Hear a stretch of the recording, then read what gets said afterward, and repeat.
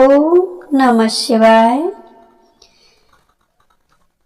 मेरे भोले शंकर भगवान के भक्तों, मेरे भक्तजनों, मेरे भोले बाबा के भक्तजनों, आप सब पर भोलेनाथ की कृपा हमेशा बनी रहे, बरसती रहे, यही आशा करती हूँ, भगवान से प्रार्थना करती हूँ कि मेरे भक्तों पर हमेशा असीम भोले बाबा की कृपा बरसती रहे। हर हर महादेव। ओम नमः शिवाय। दोस्तों, आज काला भैरव अष्टमी है और 2025 में फूस के महीने में ये आखिरी अष्टमी, काल भैरव आखिरी अष्टमी पड़ रही है। ये सनातन धर्म से काल भैरव अष्टमी के व्रत के बारे में जानेंगे, कथा के बारे में जानेंगे और मुहूर्त भी जानेंगे कि 11 बजे को व्रत रखा जाएगा, 11 तारीख को व्रत रखा जाएगा या 12 दिसंबर को व्रत रखा जाएगा। काल भैरव व्रत अष्टमी व्रत कथा। धर्म काला अष्टमी व्रत का विशेष महत्व बताया गया है। वेदिक पंचांग के अनुसार यह व्रत हर माह के कृष्ण पक्ष की अष्टमी तिथि को रखा जाता है। यह दिन काल भैरव को समर्पित होता है। काल भैरव भगवान शिव के अवतार माने जाते हैं। दरअसल भैरव के 3 रूप हैं, काल भैरव, बटुक और भैरव है और स्वर्णाकर्षण भैरव है। कालाष्टमी के दिन इनमें से एक भैरव की पूजा की जाती है। कहते हैं कि इस दिन भगवान शंकर के काल भैरव स्वरूप की उपासना करने से जीवन की सारी परेशानियां दूर हो जाती हैं। साथ ही काल भैरव काशी कोतवाल कहा जाता है। इस बार साल का अंतिम कालाष्टमी व्रत 11 दिसंबर को मनाया जाएगा। वहीं इस दिन कई अन्य शुभ योग बन रहे हैं। आइए जानते हैं पूजा विधि और भैरव स्थिति। वैदिक पंचांग के अनुसार दिसंबर में अष्टमी तिथि की शुरुआत 11 दिसंबर 2025 गुरुवार दोपहर 1:30 बजे से होगी। वहीं इसका अंत 12 दिसंबर 2025 में शुक्रवार सुबह दोपहर में 2:57 पर खत्म हो जाएगी। इसलिए 2025 की आखिरी कालाष्टमी और काल भैरव जयंती 11 दिसंबर 2025 गुरुवार को ही मनाई जाएगी। कालाष्टमी का पूजा का शुभ मुहूर्त क्या है? 2025 में ज्योति पंचांग के अनुसार मुताबिक कालाष्टमी पर अभिजीत का मुहूर्त बन रहा है। यह मुहूर्त 11:54 से शुरू होगा और दोपहर 12:35 तक पर खत्म हो जाएगा और दोपहर 12:35 पर खत्म हो जाएगा। इस बीच में आप पूजा अर्चना कर सकते हैं। कालाष्टमी पर जरूर करें इन मंत्रों का जाप। ओम शिव गणाय विंध्याय गौरी सुताय धीमहि तन्नो भैरव प्रचोदयात्। ओम काल भैराय नमः। ओम ब्रहा काल भैराय फट। ओम धर्म ध्वज षडकर रूपे मेकसम शरणाय मिथ्यम भुवनेषु सिद्धम द्विजेन्द्रम पूजनम विमलम त्रिनेत्रम श्री भैरव तम शरणम प्रदवते। इन 4-5 मंत्रों में से आप किसी भी एक मंत्र का जाप कर सकते हैं। कालाष्टमी धार्मिक महत्व है। शास्त्रों के मुताबिक जो व्यक्ति पूरे दिन व्रत रखता है, काल भैरव की पूजा अर्चना करता है, उसके कष्ट बाबा काल भैरव हर लेते हैं। साथ ही काल भैरव की पूजा करने से भगवान शिव का आशीर्वाद प्राप्त होता है। साथ ही अज्ञात भय खत्म हो जाता है और गुप्त शत्रुओं को नाश होता है। वही काल भैरव की कृपा से जीवन की सभी बाधाएं दूर हो जाती हैं, भय मिट जाता है और साधक को शक्ति, साहस व सुरक्षा का आशीर्वाद प्राप्त होता है। यह व्रत शनि और राहु के बुरे प्रभावों को कम करने में भी सहायक माना जाता है। काल अष्टमी को काल अष्टमी में नाम से जाना जाता है। यह दिन भगवान काल भैरव के लिए बहुत ही खास माना जाता है और इस दिन भगवान शिव की भी उपासना की जाती है। हिंदू पंचांग के अनुसार पौष मास के कृष्ण पक्ष की अष्टमी तिथि को काला अष्टमी मनाई जाती है और आज काला अष्टमी का व्रत रखा जा रहा है। ऐसे मान्यताओं की इस दिन पूजा करने से घर में फैली हुई सभी तरह की नकारात्मक ऊर्जा समाप्त हो जाती है। कालाष्टमी के दिन भगवान शंकर के भैरव स्वरूप की उपासना की जाती है। इस दिन काल भैरव की पूजा करने का व्रत रखने से जीवन में सारी परेशानियां दूर होती हैं, हर प्रकार के भय से छुटकारा मिलता है और सुख संबंधी साधनाओं में बढ़ोतरी होती है। कालाष्टमी पूजन विधि: इस दिन भगवान शिव के काल भैरव स्वरूप की पूजा की जाती है। इस दिन सुबह जल्दी उठकर स्नान करके बाद में व्रत का संकल्प लें। इसके बाद शिव या भैरव मंदिर में जाकर पूजा करें। शाम के समय शिव और पार्वती का भैरव की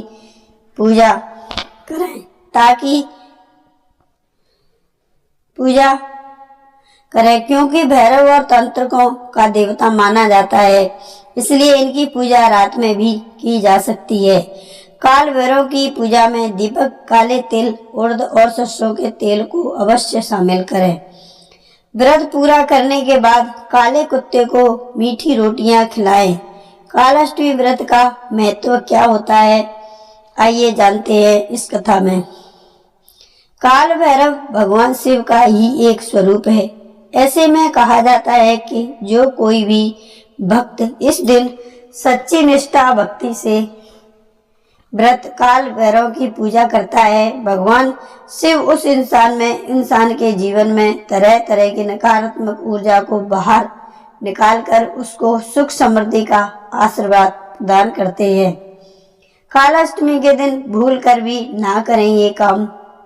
कालाष्टमी के दिन शराब का सेवन बिल्कुल भी नहीं करना चाहिए, साथ ही मांसाहारी भोजन भी नहीं करना चाहिए। इस दिन अहंकार का नहीं दिखाना चाहिए। बुजुर्गों का, बूढ़े बड़ों का अनादर भी नहीं करना चाहिए। महिलाओं से अपशब्द भी नहीं बोलने चाहिए। इस दिन नुकीली चीजों का इस्तेमाल करने से बचना चाहिए। इस दिन किसी भी जानवर को परेशान भी नहीं करना चाहिए। ऐसा करने से काल भैरव नाराज होते हैं। अपने माता पिता और गुरुओं को अपमानित ना करें। पौष मास की अष्टमी काल अष्टमी भगवान शिव के भैरव को रूप को और देवी रुक्मिणी धन की देवी लक्ष्मी का स्वरूप है, को समृद्ध है और इसी की कथा के अनुसार इस दिन भैरव की पूजा से असीम शक्ति और रुक्मिणी जी की पूजा से धन मिलता है।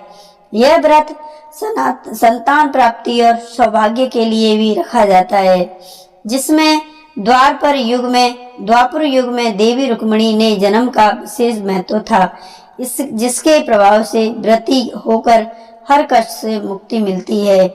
पौष अष्टमी कालाष्टमी की कथा है और महत्व भगवान भैरव और रुक्मिणी की जीवन का महत्व पौष मास के कृष्ण पक्ष की अष्टमी तिथि को काल अष्टमी के रूप में मनाया जाता है। इस दिन भगवान शिव के उग्र रूप भैरव जी की पूजा की जाती है।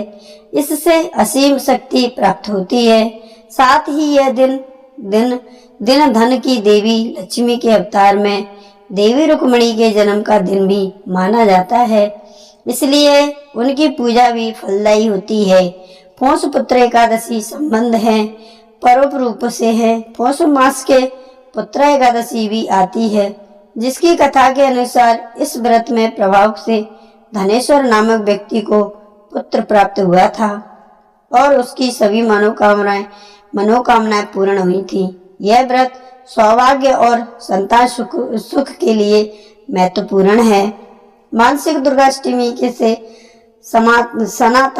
समापन था।